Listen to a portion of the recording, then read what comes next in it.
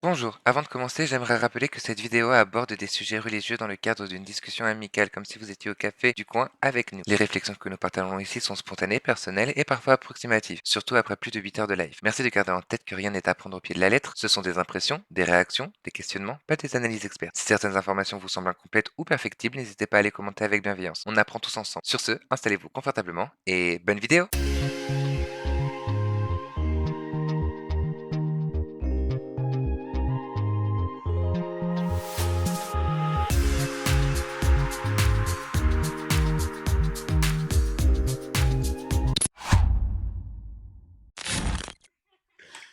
Vas-y, Alors, c'est bon. pardon, comme vous savez, chez les catholiques en particulier, parce que ce n'est pas tout à fait le cas chez les protestants, mais chez les catholiques, les prêtres sont forcément des hommes. En revanche, dans la vie catholique, si vous allez fréquenter une paroisse catholique ou un diocèse catholique, vous verrez beaucoup de femmes et qui aujourd'hui ont éventuellement énormément de responsabilités. Beaucoup des plus hautes figures qui nous inspirent sont des femmes qui ont été religieuses, ou mères de famille, ou pas d'ailleurs. Mais qui, enfin, voilà, dont l'exemple et la vie peut nous inspirer. Ça commence par à Paris, à Sainte-Geneviève, ou Jeanne d'Arc, ou Mère Teresa, ou on peut en citer des milliers. Donc là, la vie religieuse, l'organisation est structurée par des hommes pour différentes raisons qu'on peut développer. Mais dans la vie concrète, en fait, énormément de choses se font, et ne se font d'ailleurs que parce qu'il y a des femmes qui les font. Même chose pour nous, vraiment. L'enseignement, par exemple, au Talmud Torah, l'équivalent du catéchisme, c'est souvent des femmes, des enseignantes qui le font, c'est formidable. Et je vais vous dire, c'est pas moi qui l'invente, c'est dans la Bible. Pharaon dit à Moïse, écoutez, vous voulez sortir, allez, ok, allez-y, mais que les adultes, pas les enfants, pas les vieillards. Et Moïse répond, nous irons avec nos jeunes et nos anciens, venez-nous, avec nos garçons et nos filles. Déjà, Moïse dit, il n'est pas question pour nous d'être un peuple s'il n'y a pas et les garçons et les filles. Pour moi, c'est clair, c'est un enjeu de développer la participation des femmes à l'administration des communautés en France. C'est vrai qu'on fait un procès aux religions et notamment à l'islam. On dit que l'islam est une religion misogyne, les femmes, elles sont enfermées chez elles, etc. C'est plutôt des traditions. Mais quand vous prenez le Coran lui-même, et moi je donnerai un seul exemple, la première personne musulmane qui a suivi le prophète de l'islam lorsqu'il a eu la révélation, c'était son épouse Khadija. Et il y a plusieurs versets coraniques qui rappellent l'égalité et la complémentarité homme-femme. On peut avoir physiquement des différences, une personne qui donne la vie, une autre qui est un peu plus forte physiquement peut-être, mais en même temps, elles sont des âmes, ce sont des âmes qui croient en ce Dieu unique. Et je crois qu'on fait un amalgame souvent, en tout cas en ce qui concerne l'islam, sur des traditions qui viennent de certains pays musulmans où effectivement la femme se voile, mais enfin elle se voile un peu partout. Quand on voit le bassin méditerranéen, quand vous allez en Corse, dans le sud de l'Italie, alors c'est vrai que dans nos trois religions, notamment en ce qui concerne l'islam, c'est un imam, il n'y a pas d'imam femme. On tend à ce que cette notion évolue, mais il y a des raisons diverses et variées dans, je dirais, le dogme musulman pour éviter qu'une femme fasse le rôle total de l'imam. Mais il y a ce qu'on appelle les mourchidates qui vont jouer ce rôle social aux côtés de l'imam. Peut-être aussi parce que à l'époque où les textes ont été écrits, effectivement, la société était différente de la société d'aujourd'hui et que la place des hommes et des femmes n'est pas celle qui est aujourd'hui. Donc on peut supposer que ça pose aussi la question de l'évolution de la pratique religieuse, que la façon dont on pratiquait la religion à une époque et celle dont on la pratique aujourd'hui peut-être est différente et peut-être qu'il faut faire évoluer les choses. Vous êtes favorable à cette évolution et dans quelle mesure, comment précisément? Alors en tout cas dans le livre de la Genèse, qui est le premier livre de la Bible qui nous est tout à fait commun, dans le récit de la création, on dit que Dieu crée l'homme, il le créa homme et femme il créa, à l'image de Dieu il le créa. Donc dès le point de départ, ce qui est affirmé, c'est que l'image de Dieu, c'est l'homme et la femme. Mais Dieu est pensé au masculin tout de même. Ou en fait, il est pensé comme au-delà du genre. Il n'est pas dans un genre. Je suis désolé, je sais, on avait déjà fait pause à ce moment-là. On avait fait un cours à Nana. Exactement, mais vraiment, Moi, ce qui me fascine, c'est vraiment le prêtre, tu vois, un prêtre assez haut placé dans l'église, tu vois, qui le dit lui-même, Dieu est au-delà du genre, Dieu est non genré, tu vois. Dieu a créé l'homme et la femme à son image, donc Dieu est à la fois homme et femme, il est au-delà du genre. Et ça, c'est fascinant. Moi, je trouve ça fascinant. Parce que du coup, ça, ça, personnellement, ça permet de faire fermer des bouches à plein de gens. Et en plus, genre vraiment, je sais pas, moi je trouve ça fascinant, tu vois. Genre même si c'est pas ma croyance, tu vois, genre je trouve ça fascinant de voir comment des personnes haut placées de la croyance et qui du coup suivent vraiment à la lettre les dogmes de leur croyance tout en les adaptant au style. Comment? Oh, salut Coco! Voilà, Dieu est non-binaire, c'est tout. Exactement, Coralie, exactement. Tout à l'heure, on a essayé.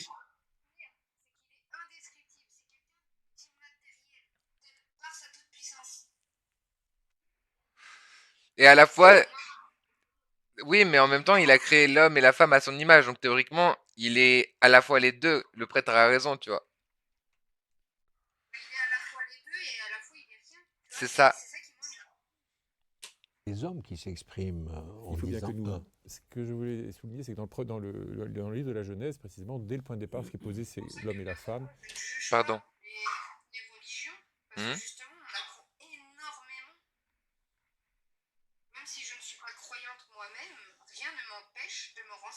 Ah bah c'est clair, c'est clair. De toute façon, oui, puis même, comme on dit, il faut de tout pour faire un monde, les gens croient bien ce qu'ils veulent.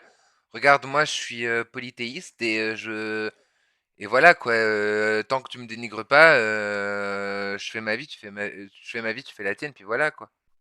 Et J'ai relancé. ils sont le même, en fait. Après, toute l'histoire biblique nous montre que c'est plus compliqué à vivre. Et il y a une espèce de réalisme historique qui est que, de fait, pour vivre cette égalité que Dieu veut, eh bien ça, pour le coup, les sociétés humaines mettent éventuellement du temps et les comportements humains ne sont pas toujours à la hauteur de ce que Dieu veut. Il y a encore des énormes inégalités au sein des religions quand même sur cette. moi, je dirais que du temps du prophète de l'islam, la femme avait un statut pratiquement égal à celui de l'homme.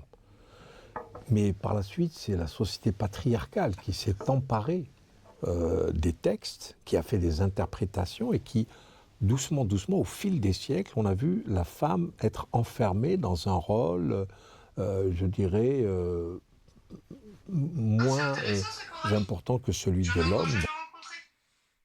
Oh, stylé! À quel stade de ton élévation es-tu si ce n'est pas trop indiscret de ma part? Genre, t'en es où dans... Ouais, si, t'en es où? T'es au niveau... Ouais, je sais pas, je dirais pas élévation, mais au niveau évolution, genre, t'es bouddhiste, mais qu'est-ce que t'en es t'es à quel niveau de bouddhisme? Parce que je veux dire, il y a les moines qui sont en contemplation et en méditation depuis des décennies, et il y a ceux qui ont juste trouvé la paix avec Bouddha et la réincarnation, tu vois. Question, je suis novice. Ok, parce qu'il faut savoir que dans le bouddhisme, tu as plusieurs branches. Euh, je sais pas si Waverly, tu t'y connais un petit peu au bouddhisme.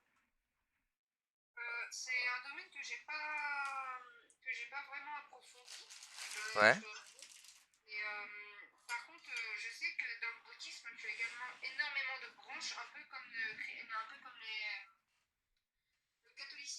Parce qu'en fait, il faut savoir que oui, tu as plein de branches. Tu as le bouddhisme shintoïste, t'as plein de branches, mais en vrai, déjà, ouais, c'est que t'es dans quelle branche, et puis bah du coup, ça peut nous apporter si t'as des détails à nous apporter, n'hésite pas. D'ailleurs, et en vrai, j'y réfléchis, mais Coralie, si tu veux nous rejoindre en conversation, vu que tu as le Discord en... Vu que tu es sur le serveur Discord, théoriquement, si je dis pas de bêtises, normalement tu es sur le Discord. Normalement tu nous as rejoint. Si tu veux, on peut aller... on peut se rejoindre dans Parlotte.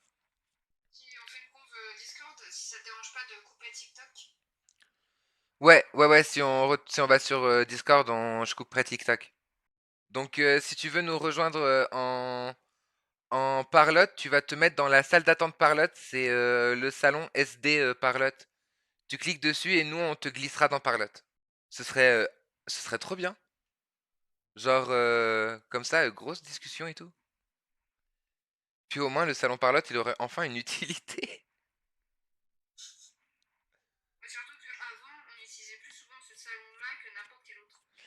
Bah ouais, mais parce qu'avant, en fait, on se mettait dans Parlotte parce que personne peut rejoindre Parlotte sans notre accord. Et personne peut. Et du coup, on se mettait là et en espérant qu'il y ait des gens qui se mettent dans la salle d'attente.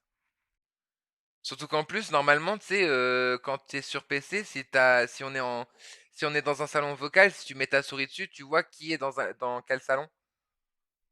Par exemple, je vois, c'est le salon de Clara. Genre, ils sont toujours, il y a toujours un vocal dedans. C'est jamais silencieux, j'ai juré. Ah ouais, Clara, c'est un bruit incessant. Enfin, c'est pas un bruit incessant. Pardon, non, c'est pas ce que je voulais dire. Oh merde, les dramas. Non, plus sérieusement, genre, il y a toujours quelqu'un dans le salon. Je suis bien sur le Discord où là, je préfère écrire ce soir. Désolé, peut-être demain ou... Attends, excuse-moi, j'arrive pas à lire parce que du coup, c'est en tout petit. Ou là, je préfère écrire ce soir. Désolé, peut-être demain ou jour, j'ai ma première. Ah, Bichette, DKT, on capte, on comprend, y a pas de souci. Ouais, ou autre jour, t'inquiète, j'ai capté.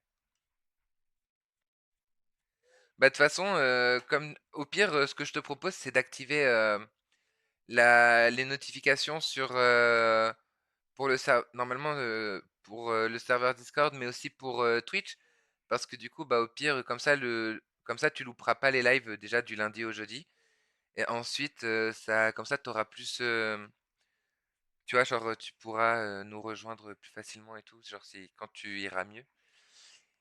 Et aussi, parce que faut pas zapper qu'il y a des fois juste je me mets dans le salon Parlotte en attendant que des fois même je me mets dans la salle d'attente comme ça, vous pouvez me rejoindre directement parce que, bah, je suis pas en live et du coup j'attends juste que vous veniez. Genre, des fois genre vous savez pas mais genre je suis en train de faire mon montage et je suis dans la salle d'attente et je suis là en mode: «Peut-être qu'à un moment donné, il y a quelqu'un qui va pop et qui va dire bonjour» et moi je vais faire: «Ah! Qu'est-ce qui se passe?»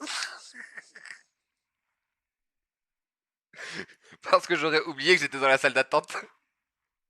Je vais être là en mode esprit, tu m'entends?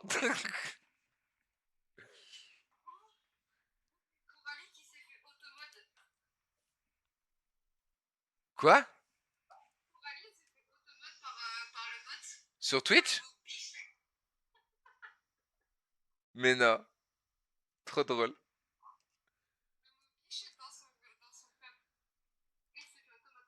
Mais pourquoi?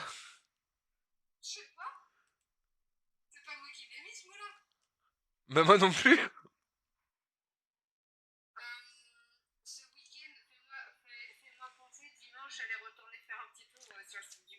Ouais, ouais. Et comme ça en plus t'en profiteras pour mettre la commande iDiscord.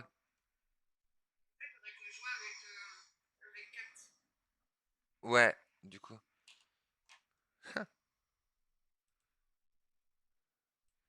Hop, tac. Voilà, comme ça là c'est plus grand, je vous vois mieux, je peux vous lire mieux. Voilà, parfait. Bon, et est-ce qu'on se le regarderait pas du coup, ce truc là? Dans la vie économique, dans la vie professionnelle, c'est celle qui était enfermée chez elle, derrière les fourneaux, etc. Nous, on a une difficulté en tant que musulmans, c'est que le Coran a été révélé au prophète de l'islam en langue arabe. C'était au 7e siècle, mais à l'époque, il n'y avait pas encore de grammaire, il n'y avait pas ce que nous avons connu de l'évolution de la langue arabe. Et à partir de là, l'interprétation pose un vrai problème. Et je prendrai un verset coranique qui déclare que le mari puisse frapper sa femme. Alors que lorsque vous cherchez l'étymologie du terme, frapper je dirais, l'originalité. Quoi? J'arrêtais pas de dire qu'il y avait l'ancien arabe, donc à l'époque du 7e siècle. Ouais.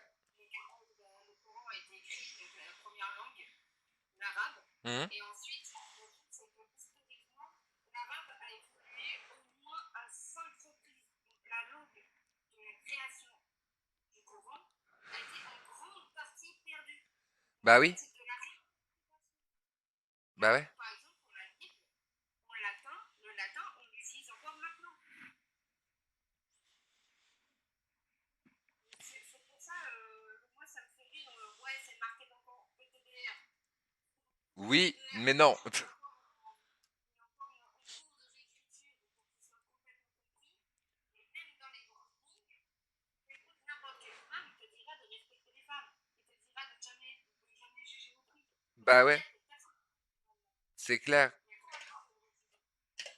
Mais pareil pour les chrétiens qui se permettent de juger, t'es rien en la personne de Dieu pour juger, pareil pour les juifs.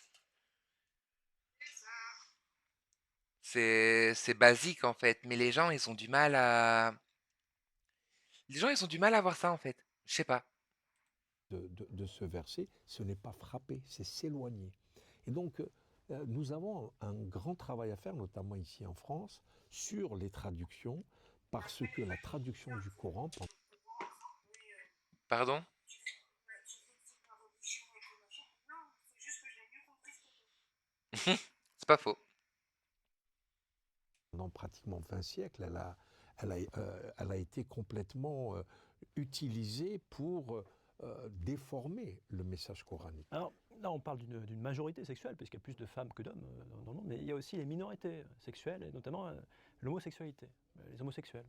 Et c'est aussi un argument qui revient souvent, c'est que les religions Salut le couronné. regardent l'homosexualité de manière assez négative, voire les discriminent, quoi. Jamais une discrimination, jamais. Vous montez, vous descendez, vous ne trouvez pas dans la Bible la moindre discrimination, qui est une logique simple. C'est une logique qu'il faut assumer. Vous étudiez les sociologies des organisations, oubliez la religion 2 secondes. Vous étudiez la sociologie des organisations et vous apprenez, première leçon 1, le but premier d'une organisation est la pérennisation de l'organisation. Évidemment, l'homosexualité, ça n'encourage pas vraiment la pérennisation de l'organisation humaine. Et donc les sociétés vont produire l'idée que il faut se marier pour avoir des enfants et donc pérenniser la société avec des enjeux comme combien d'enfants, c'est répondre à l'exigence biblique de croître et multiplier. Combien? Alors attendez, on va revenir à ça. Il y a le couronné qui nous demande s'il peut monter. On est en train de regarder un truc sur Twitch. Après, ouais, si tu veux, mais en vrai, je pense que le plus intéressant pour toi, ce serait de nous rejoindre sur le serveur Discord et de, de nous rejoindre aussi sur Twitch pour regarder ce qu'on regarde avec nous et comme ça on en discute tous ensemble.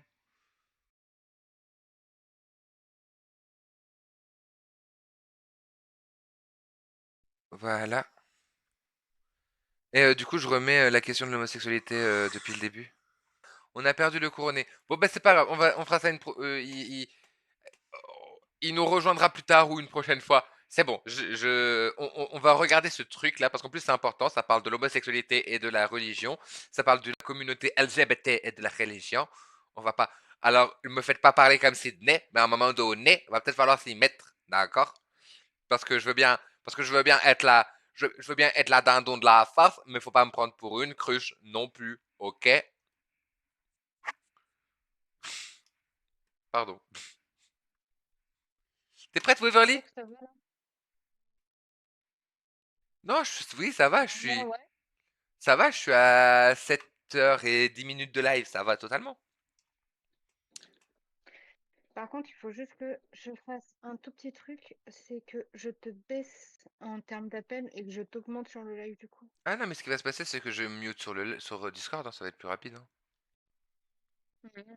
Comme ça, au pire, Par euh, contre, dis-toi, c'est que j'aurai toujours le décalage. Ouais, mais c'est pas grave parce qu'au pire, je préfère que, tu vois, on parle avec le décalage, comme ça, tu sais que je vais relancer, tu vois, ou que j'ai relancé, plutôt que je relance et que du coup, bah, avec le décalage, genre, tu vois, par exemple, je sais pas comment t'expliquer, mais genre, du coup, en fait, la plupart du temps, genre, genre, il y a peut-être 3 ou 4 phrases qu'on n'entend pas parce que du coup, vu que j'avais pas, vu que on fait une pause dans notre parler. En vrai, non, t'as raison, vas-y, viens, euh, comment on fait en fait? Au pire, ce que je fais, c'est que je me mute et dès que je fais pause et j'attends que tu me dises que tu me genre je sais pas, je sais pas, je sais pas, je sais pas. Parce que le mieux c'est quand même qu'on puisse se parler en direct. De toute façon, tu l'as déjà vu, donc au pire, tu t'en souviens un peu, non? S'il y a 5 secondes en moins quand je commence à t'expliquer, à te dire de quoi je parle,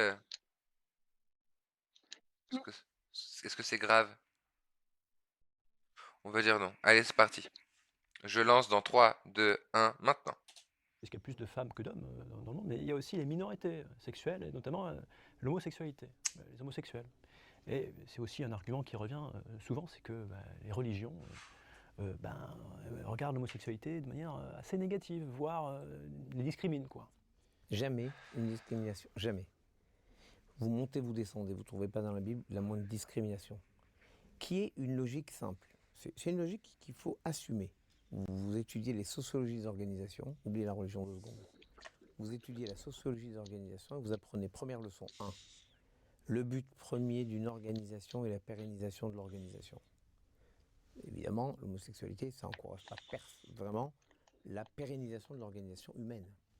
Et donc les sociétés vont produire l'idée que il faut se marier pour avoir des enfants et donc pérenniser la société avec des enjeux comme combien d'enfants c'est répondre à l'exigence biblique de croître et multiplier. Bon, bref, il y a un débat. Mais je me défie de trouver un endroit dans la Bible, dans toute la Bible, un seul, où il y a une discrimination. Et moi, je sais que j'ai engagé plusieurs fois des combats violents pour empêcher la moindre discrimination. Parce que la tentation naturelle, c'est de dire, puisque c'est expliquer qu'il faut se marier, donc ne pas se marier, c'est-à-dire être dans l'homosexualité, c'est pas bien, c'est négatif. Je ne dis pas que c'est bien, je ne dis pas que c'est pas bien, je dis simplement ça ne correspond pas à l'idée du mariage, mais qui nous sommes pour oser dire ce que tu fais, ça mérite telle ou telle chose. Ou par exemple, comme j'ai pu voir, une synagogue, un rabbin qui estimait que le papa d'un petit garçon, qui après avoir fait ce garçon avec une femme avait divorcé et s'était mis en couple avec un homme, n'avait pas le droit d'être à côté de son fils quand il fait la bar mitzvah. J'ai hurlé parce que c'est inadmissible. Ça ne regarde personne. Alors nous, les musulmans, on a suivi ce qu'ont dit les juifs et les chrétiens, donc on est à l'aise, mais effectivement, le Coran organise la société et l'élément fondamental, c'est la famille. C'est un homme, une femme qui se marient, qui ont des rapports sexuels pour avoir des enfants. Chez vous, c'est pas plusieurs femmes, même éventuellement, je sais pas.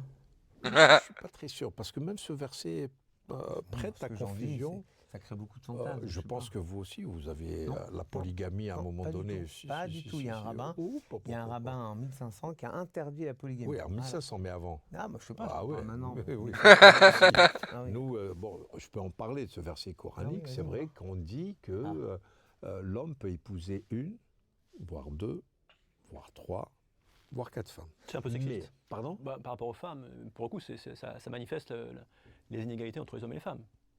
Une femme ne peut pas épouser 5 hommes, vous voyez ce que je veux dire? Non, mais pour terminer le verset, Oui. on dit que pour pouvoir épouser plus d'une femme, il faut les traiter de manière égale. C'est-à-dire qu'il y a une égalité totale, que ce soit matérielle, que ce soit sur le plan de l'affection, et on sait pertinemment que c'est impossible. Et là, le verset continue en disant, vous savez que c'est impossible, donc abstenez-vous. Ah bah. Alors, on a oublié l'abstenez-vous, ça c'est ce que je disais tout à l'heure. Les sociétés, c'est dur. Les sociétés, quatre belles-mères, les sociétés patriarcales, on est dans cette... Pardon, non mais là... En plus, ils font des blagues. Imagine une belle-mère, bah alors 4 belles-mères. Hein. Ah non, je suis morte. Beverly, are you live? Oui, oui. Ah, excuse-moi, excuse-moi. C'est juste qu'avec le décalage, Ah oui, du coup, bah ouais. Mais tu vois, moi je trouve ça intéressant. Par contre, je trouve qu'ils sont un peu. Là, il y a une petite déviation, mais bon, je pense qu'ils vont recentrer le sujet. Des solutions où on efface, ouais, comme je disais, ça va revenir juste après. Hmm, je relance, hein. les interprétations, etc. Mais pour en revenir au sujet de l'homosexualité, qui est un sujet sérieux, en islam, on considère Tu vois, on avait dit. que l'acte homosexuel est un acte qui est un péché. C'est dit à 2 ou 3 reprises, certains versets coraniques rappellent cela, parce que nous avons une relation sexuelle pour avoir des enfants. Donc nous le faisons avec quelqu'un du sexe opposé. Mais en même temps, nous ne sommes pas, nous, les dieux, parce que dans notre religion, il n'y a que Dieu qui vous juge, qui juge vos actes. Et nous avons, lorsque nous nous présentons devant lui, à la fin de notre vie, c'est lui qui va décider est-ce que nous avons péché plus que ayant eu des actes de bienfaisance ou quoi. Et à partir de là, il y a un hadith du prophète de l'islam. Un hadith, c'est ce qu'a vécu, ce qu'a dit le prophète de l'islam. Il va voir une femme de mauvaises mœurs qui, en plein désert, va voir un chien en train de mourir de soif.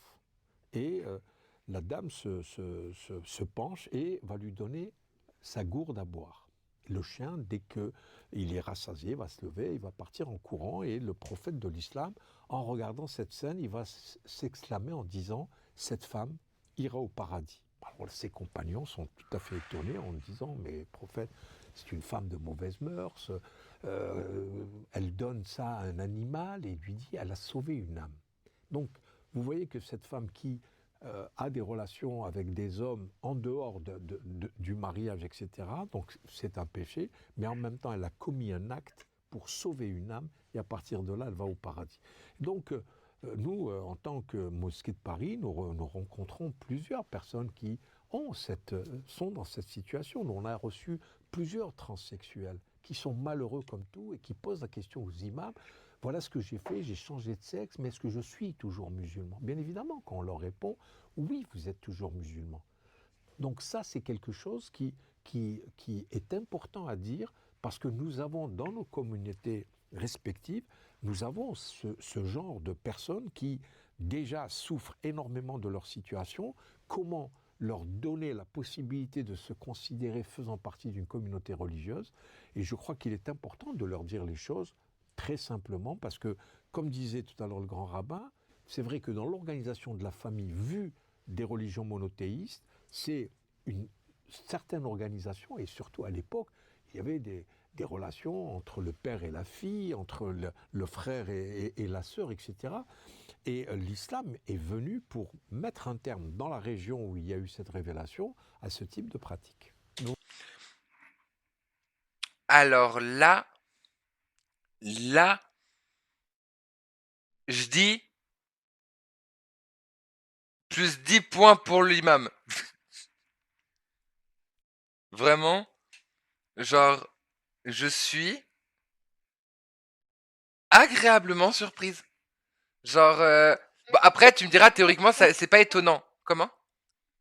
Maintenant, tu comprends le pourquoi quand je te dis regarde-le, et pour tous les connards qui s'amuseront à venir te chercher, si tu veux, tu drops le lien. Ah, mais clairement, clairement, ça va devenir mon lien de référence. Parce que vraiment, genre, là, bah après, tu me diras, théoriquement, c'est un homme, c'est un homme c'est un homme de Dieu, tu vois, c'est un homme d'Allah. Donc forcément, il est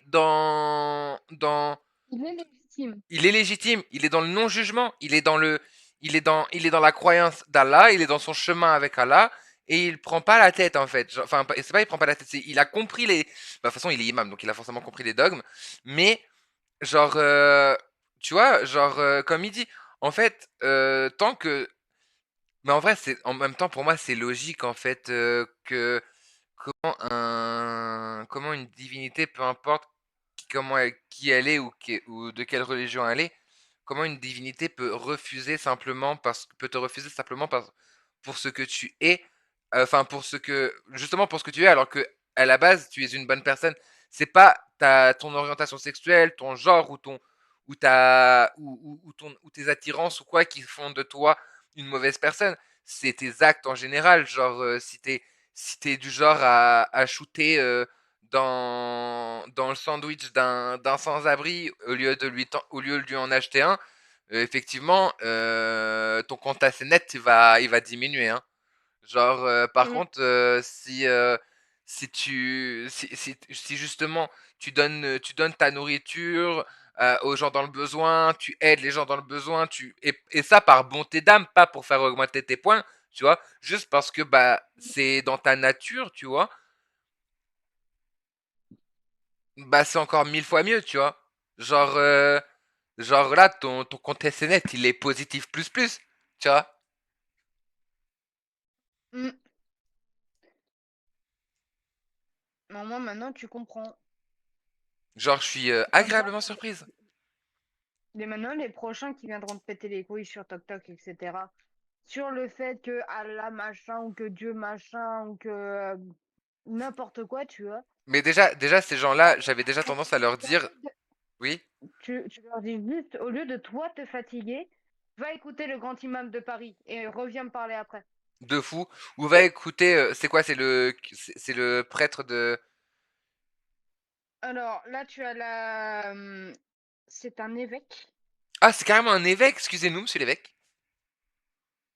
Oui, c'est un évêque, Mes respects. catho. Ghostwave. Et à côté, tu as le grand rabbin de Paris. C'est même pas un rabbin. Ok, nice, le couronné. Bah du coup là, on est en train de parler justement de ce qu'on disait là. Là, en fait, Si, il a dit que c'était un rabbin. Ils disent depuis tout à l'heure... Non, il y a une différence. Tu vois, c'est comme prêtre, curé, évêque, archevêché, etc. T'as rabbin et t'as grand rabbin. Ah oui, les grands rabbins, oui, pardon. Il est grand rabbin de Paris. L'autre, c'est Comment ça va? merde. Oh putain, c'est le grand imam de Paris. Et Mhm. l'autre, c'est un archevêque. Ouais. Donc là, Donc on a... c'est trois grands pontifes dans leur religion. C'est ça, respective. Ouais, Et donc du coup, en gros, là, tu vois, on a carrément... du coup, le grand imam de le rabbin, Paris. le grand rabbin. Ouais. À côté, tu as le grand imam. Au milieu, c'est le grand imam, donc pour l'islam. Mhm. Attends, on refait comme ça, je donne même les religions avec. Tout à gauche, tu as le grand imam de Paris, Non. donc pour les juifs. Le grand rabbin de Paris pour les juifs. Oui, Ah, le au grand milieu, rabbin le pour les grand juifs, imam de Paris pour les pour, musulmans. pour les musulmans. Et Et à au-dessus, tu droite, as t'as l'évêque de Paris pour les pour chrétiens. les cathos. Ouais, pour les cathos.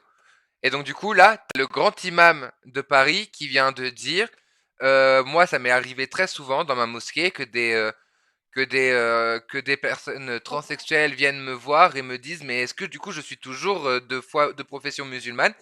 Et il a dit, ben oui, parce que c'est pas parce que t'as changé de sexe que t'es pas, que t'es plus, c'est ton âme c'est ta bonté d'âme qui fait de toi une personne bonne ou pas bonne, tu vois, c'est ton âme, c'est pas ton corps.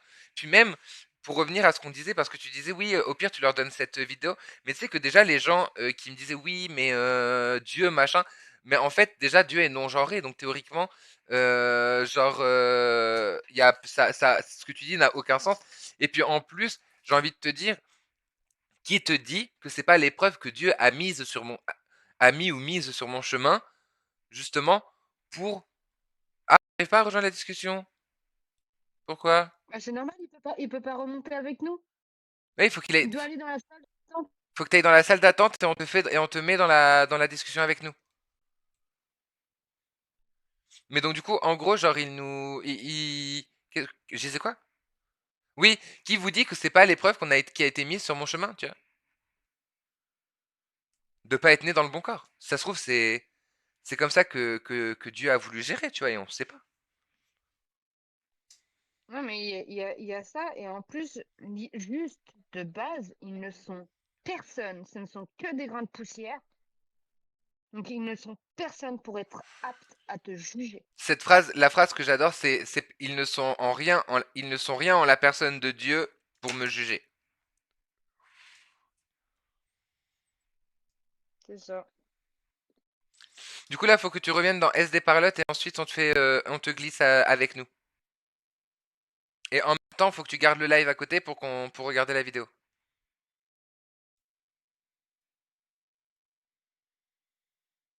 Ouais, je sais, c'est compliqué. Ou alors, sinon, tu restes dans le chat du live et bah tu Et profites tu réponds à des l'écrit. et puis ouais, tu réponds à l'écrit, comme tu veux. Mais il va commencer à falloir activer sur cette vidéo là parce que sinon on va encore la finir plus tard là parce que c'est bon, je commence à être Voilà, fatigué. on arrive à fermer nos gueules. Ouais, c'est Ça pour ça. change. C'est pour ça. Ah, il est là, il est là.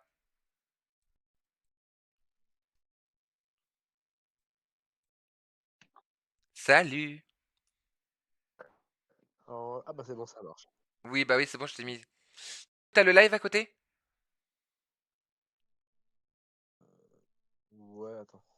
Merde, je suis Sachant un peu. que Twitch, tu peux le mettre sur ta télé et tout, hein. Ouais, ouais, Si t'as téléconnecté. une Smart TV, tu peux mettre Twitch dessus. Ok. T'as juste ta Chromecast. Midou, je t'entends? Viens ici. Tu me dis quand c'est bon. Hop. Là, j'ai le live, là, je le vois. Ok, nice. Et bah du coup là, on va relancer la vidéo. Et là, en gros, pour te résumer, bah en fait, on vient de te résumer, donc on peut y aller. C'est parti. Le résumé était vraiment bref. Ouais, mais c'est pas grave. Allez, je relance. Religions, je crois, elles ont ça en commun. Et la religion catholique en particulier nous donne énormément de sens, énormément de signification à la relation homme-femme dans le mariage, qui pour nous catholiques est la plus haute figure que Dieu nous donne de la relation qu'il veut avoir avec l'humanité. Alors ça fait que nous n'avons pas grand-chose à dire, à vrai dire, de l'homosexualité. C'est un fait, et de fait, je rejoins le grand rabbin, dans la Bible, il y a très peu de paroles, ou pas du tout même, sur cette thématique-là. Après, il ne faut pas ce qui s'est produit à travers le temps, c'est que les sociétés, elles construisent un ordre social. Et c'est vrai qu'on a eu tendance à penser à conjoindre, disons, la valorisation du mariage et la défense d'un ordre social. Mais ce sont deux choses un peu différentes et qu'il faut arriver à penser sans doute différemment. J'entends en fait ce que vous dites et vous faites preuve d'une grande ouverture d'esprit, tous les trois manifestement. Est-ce qu'au sein de vos communautés, cette ouverture d'esprit, elle vous semble partagée? Ou est-ce que, il y a quand même, là vous avez parlé par exemple des transsexuels, est-ce qu'au sein de l'essentiel des musulmans de France partagent votre avis sur les transsexuels, vous pensez? Alors je ne sais pas s'ils partagent, mais en tout cas c'est ce que nous essayons de répandre au niveau de la Grande Mosquée de Paris. Nous recevons des associations d'homosexuels, nous parlons avec eux pour effectivement les mettre à l'aise par rapport à cette difficulté qu'ils ont en se considérant comme non musulmans. On leur a dit, il y a énormément d'anecdotes pour des homosexuels notamment qui se sentent complètement marginalisés. Moi je vous raconte simplement un jeune musulman qui avait fait à l'époque son coming out, il avait fait un livre là-dessus, et puis le premier jour du Ramadan, comme beaucoup de jeunes célibataires, il court chez sa maman pour la rupture du jeûne, et en arrivant, sa maman lui dit ah non, tu ne peux pas rompre le jeûne avec nous, parce que ce matin ton papa était chez l'imam, et l'imam lui a dit ouh là là, si vous vous asseyez avec l'homosexuel, votre fils, pour rompre le jeûne, votre jeûne ne sera pas validé pour Dieu. Enfin, des trucs complètement anormaux. C'est ça où le rôle de l'imam, je crois que dans toutes les religions, le ministre du culte a une place prépondérante. Comme je vous le disais tout à l'heure, lorsque l'imam fait son prêche, il doit transmettre ce genre de message pour leur expliquer qu'il y a effectivement une évolution de la société. On le voit tout à fait dans le mariage pour tous. aujourd'hui, dans la société française, on a évolué et vous allez, un couple peut aller à la mairie, se marier sans aucun problème. Mais est-ce que nous, et c'est ça aussi la règle de la laïcité qui est intéressant pour nous, nous, les autorités ne nous obligent pas à, après le mariage civil, de contracter le mariage religieux. Personne, aujourd'hui, ne nous oblige à le faire. Donc, quand il y a des couples qui viennent et qui se marient à la mairie, on les reçoit, on leur explique qu'on ne peut pas, nous, sur le plan religieux, faire un mariage religieux, mais ça s'arrête là. Il n'y a pas de sanction, il n'y a pas de rejet. C'est quand même important, déjà dans l'évolution de notre regard vers des coreligionnaires, ne pas les condamner parce qu'ils sont différents de nous. Vous touchez une question essentielle, la formation des clercs. La formation des imams, des prêtres, des rabbins, des pasteurs, des bons, des popes. Cette formation, elle est essentielle. L'enseignement, la formation des prêtres, des pasteurs, des imams, Tu peux juste faire une petite pause, rabbins. s'il te plaît? Bien sûr. La vidéo, elle date de quand déjà? Je sais pas. Attends, je te dis ça. Il y a 8 mois. Normalement, tu peux le voir. Il y a 8 mois? Ouais. D'accord. Déjà, moi, je vais pouvoir rajouter une petite précision.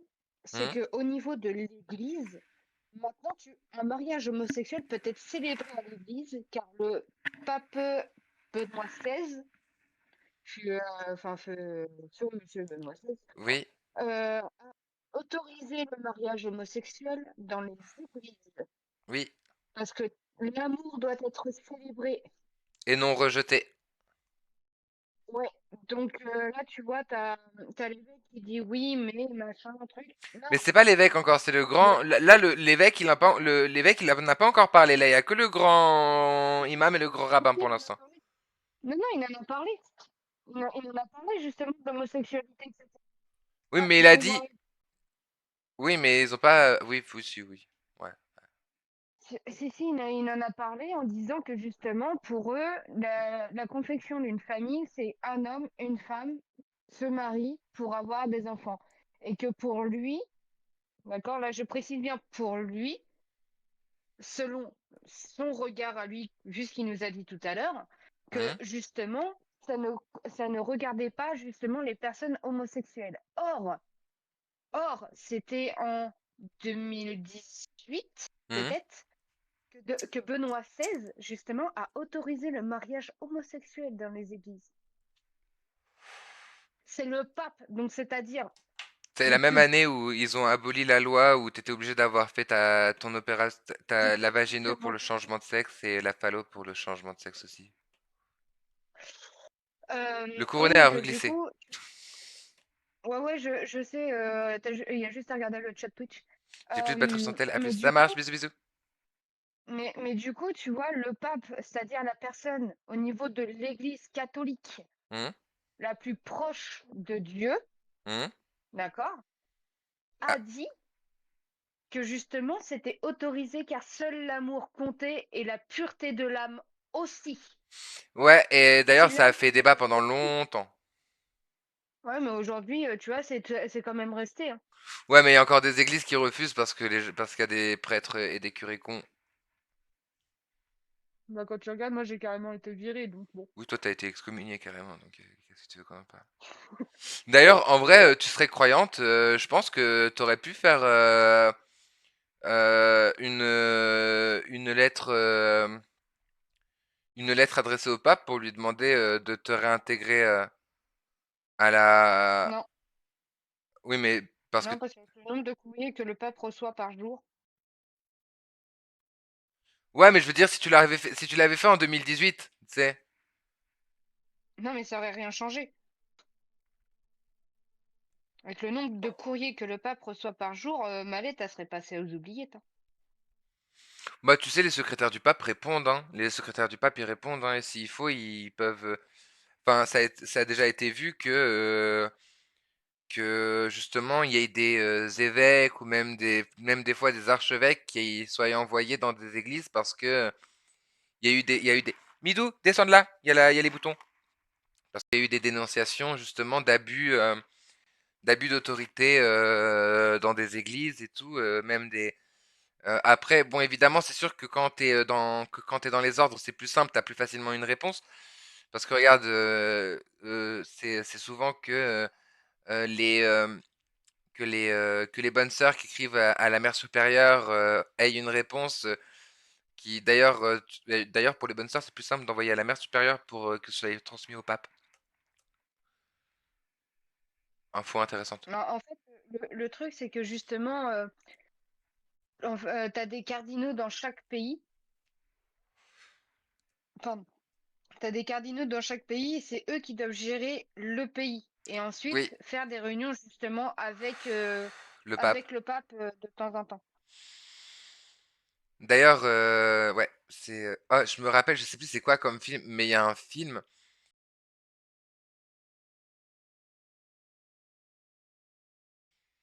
Genre, il visite, tu sais, le Vatican. Mhm. Et genre, ils font que de la merde. Il y a deux gars qui font que de la merde. Et à un moment donné, d'un malentendu, grâce à un malentendu, enfin, à cause d'un malentendu énorme, genre, beaucoup de gens, enfin, tout le monde pense que c'est le nouveau pape. Je sais pas si tu vois le film que je parle.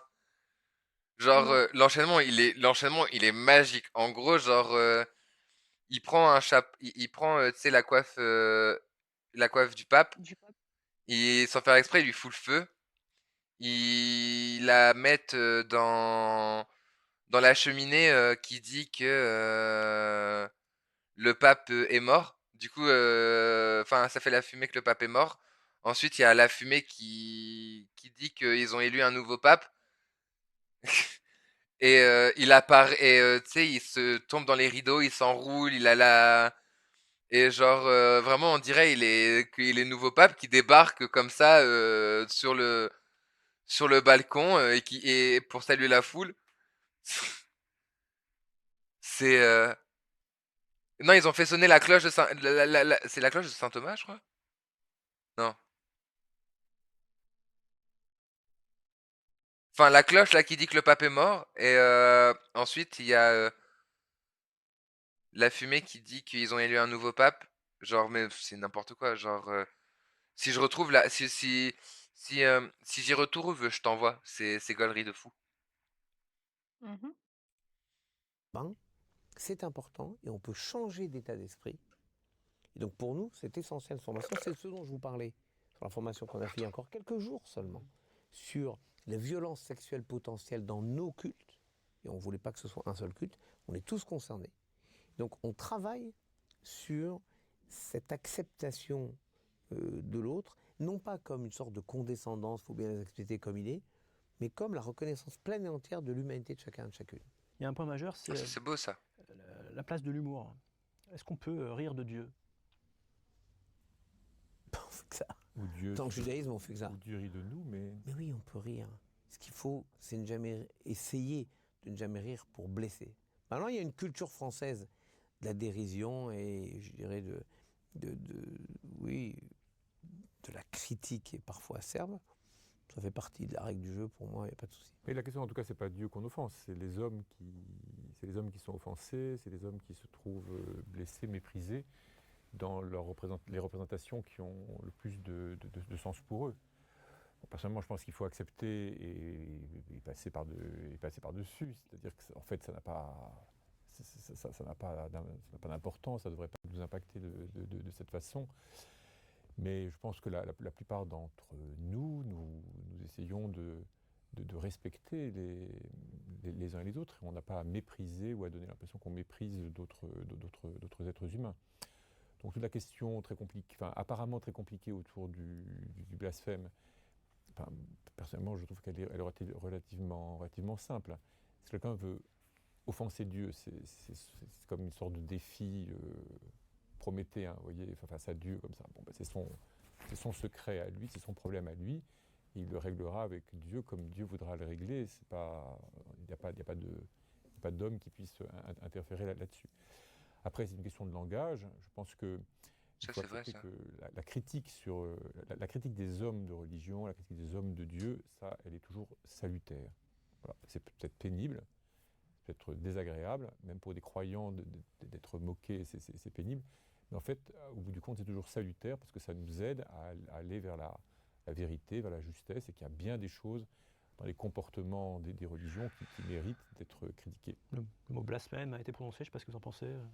Non, moi je dis tout simplement, nous sommes 3 religieux et nous pouvons utiliser un ton léger pour nous exprimer. Nous avons des sympathies, il y a des choses sur lesquelles nous pouvons ne pas être d'accord. Et je crois que de manière générale, c'est comme cela qu'on aborde les questions. Alors c'est vrai qu'en France, la satire, la caricature est une, je dirais, donnée sociologique, reconnue, etc.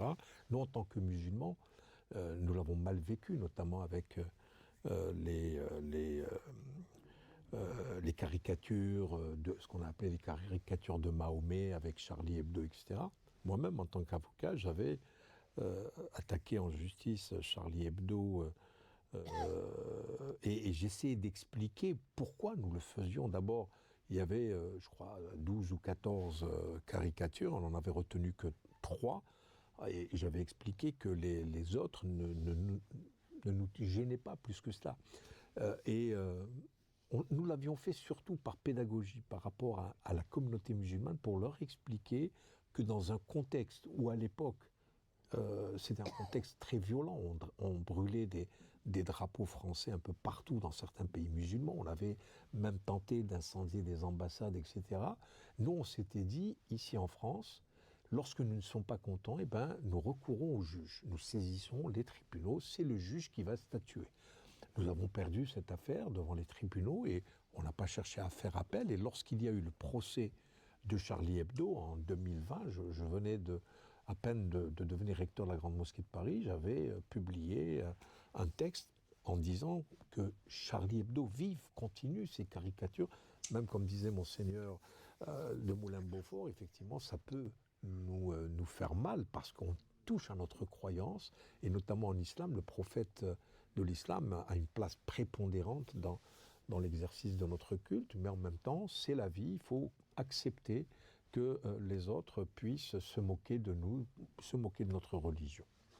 Je pense qu'un point important, c'est que pour nous, Français occidentaux, mais c'est parce que nous le devons quand même au christianisme, on peut tout dessiner, on peut tout représenter.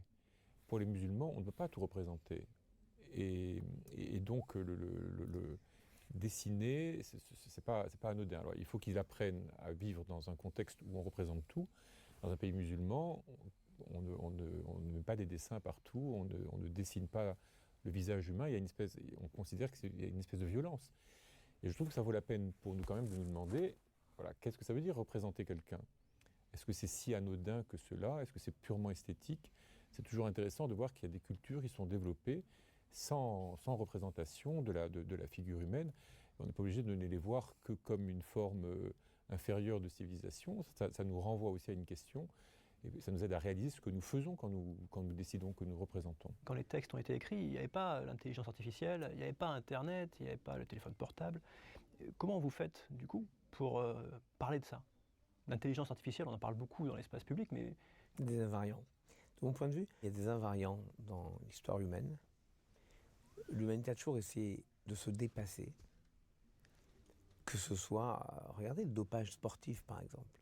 C'est une façon de vouloir se dépasser. Après, oui, ça pose de nouvelles questions. L'intelligence artificielle pose de nouvelles questions, notamment, je crois, en termes de deepfake. C'est-à-dire qu'on vous présente des images et des sons qui disent l'inverse de ce qu'ils disent, à qui on fait dire ce qu'on veut.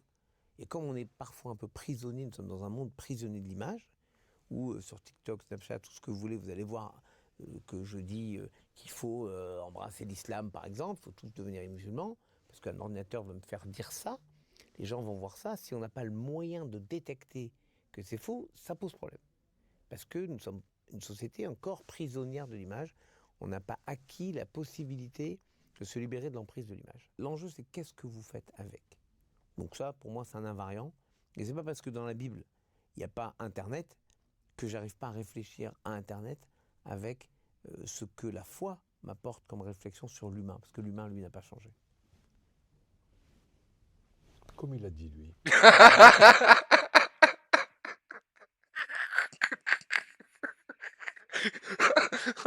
Oh putain, Non, je suis morte. Comme il a dit lui. Et je l'aime. C'est bon.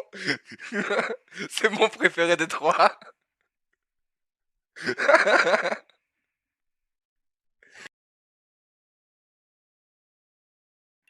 Ah, j'étais en train de m'étouffer tellement. Oh my god. Ouh. Ah, ah c'est rigolo. Ah, il m'a eu. Purée. Comme il a... Regarde-les tous souriants là. Tu vois, comme quoi, c'est pas parce que t'as pas la même religion que tu peux pas être ami. Enfin, après, ils sont peut-être pas amis, mais tu peux pas rigoler avec quelqu'un. Voilà, tu vois. PTDR, genre, comme il a dit lui. Genre, c'est quelle phrase de copieur ça? Quelque chose à ajouter, Waverly? Non. Toi aussi, tu ris?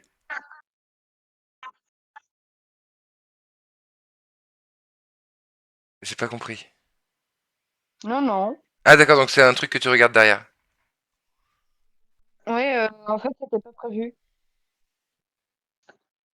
Ah, bah d'accord.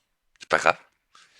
Mais du coup, est-ce que tu suis toujours ce qui se passe là ou pas? Oui. Ah, ok, bon, bah tout va bien alors. C'est parti, je relance.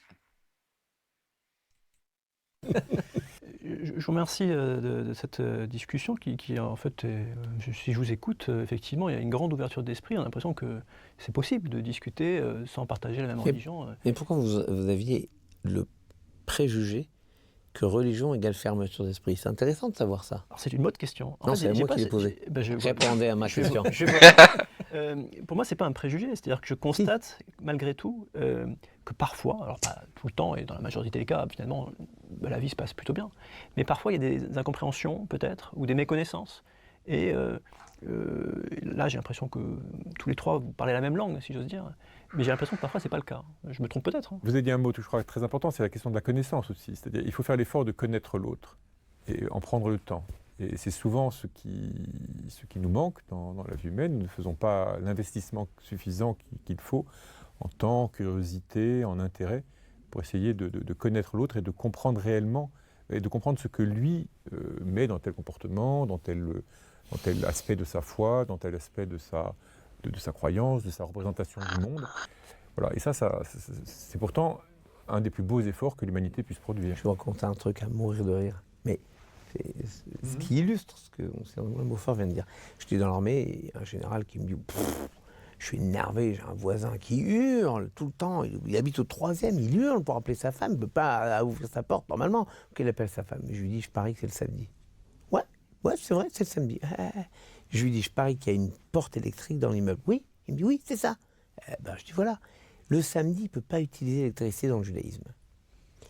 Et donc, qu'est-ce qu'il fait? Il appelle sa femme du 3e étage pour qu'elle descende lui ouvrir. Je dis, mais maintenant que tu le sais, tu pourrais peut-être lui ouvrir la porte. Et je lui dis, voilà comment tu vas faire. Dans quelques jours, c'est une fête juive. Je vais t'acheter des gâteaux. J'ai été lui acheter des gâteaux cachers avec du macroud sans date à l'intérieur. Des amandes. Juste de la graine, même pas les amandes, la graine seule. Un tout petit peu de miel et bien grillé, formidable. Plein de gâteaux. Avec bien le tampon cachère sur le sac, qui voit bien que c'était bien cachère. Et je lui dis, il lui a offert, il lui a dit bonne fête, et je sais maintenant pourquoi vous appelez votre femme, c'est moi qui vais vous ouvrir la porte les samedis. Ils sont venus les meilleurs copains du monde. C'est ce que disait mon frère. Magnifique. Au fond, il y avait une incompréhension. Qui dit incompréhension dit radicalisation. Il me saoule, il m'énerve, je vais l'énerver. Et on rentre parfois dans des guerres de voisinage pour ça. Y compris de voisinage dans la société. Des gens qui ne se comprennent pas. Combien de fois j'ai vu des histoires abracadabrantesques sur proximité avec une synagogue. Et puis quand on organise, ça permet une rencontre, ça permet juste de voir que les préoccupations de l'autre ne sont pas si éloignées que les miennes. Mais au fond, on partage une humanité. Moi j'aime cette idée de la rencontre.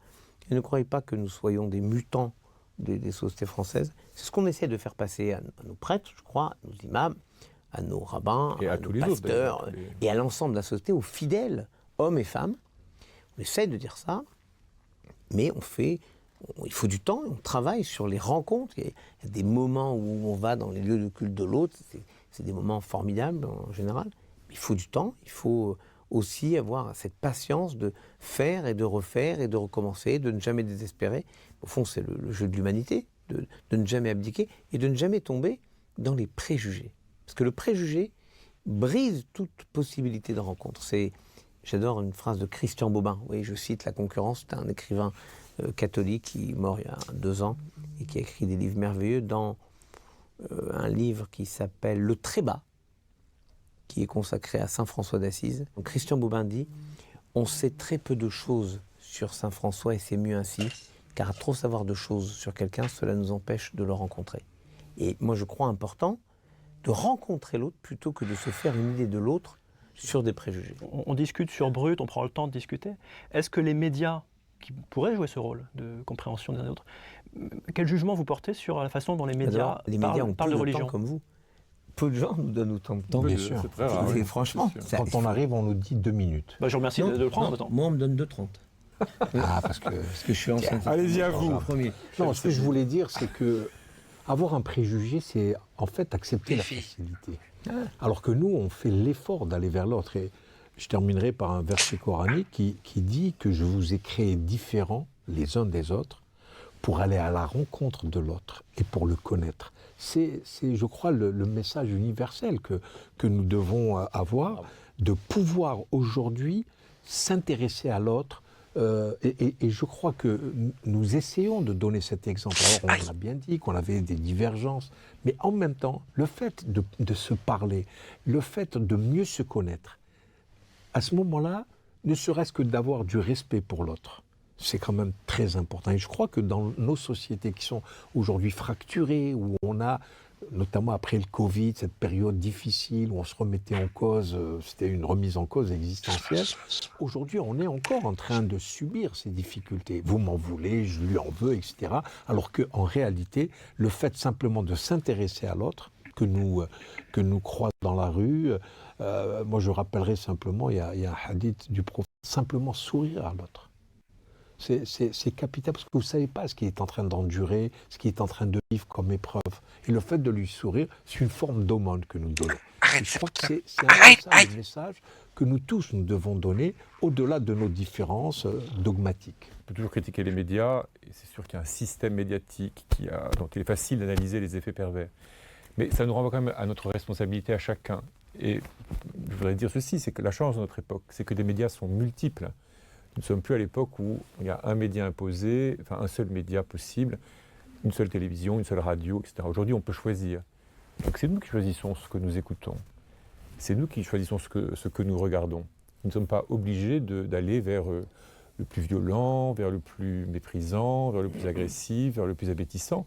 Il y a moyen, dans l'immense diversité de tout ce qui est diffusé, de trouver de quoi s'enrichir, de quoi aller vers le différent, d'aller explorer ce qu'on ne connaît pas encore pour aller justement découvrir la part de soi-même qu'on ne connaît pas encore.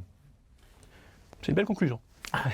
Je vous remercie en tout cas beaucoup, Merci beaucoup. du temps que vous nous avez bien, consacré. Merci à vous. La discussion peut même se poursuivre dans les commentaires, parce que vous savez, sous cette vidéo, il y aura des commentaires. Donc j'invite tout le monde à faire preuve de la même ouverture d'esprit que vous avez fait preuve pendant ce temps dans les commentaires. Voilà. Merci. Merci Au revoir. beaucoup. Merci à vous tous.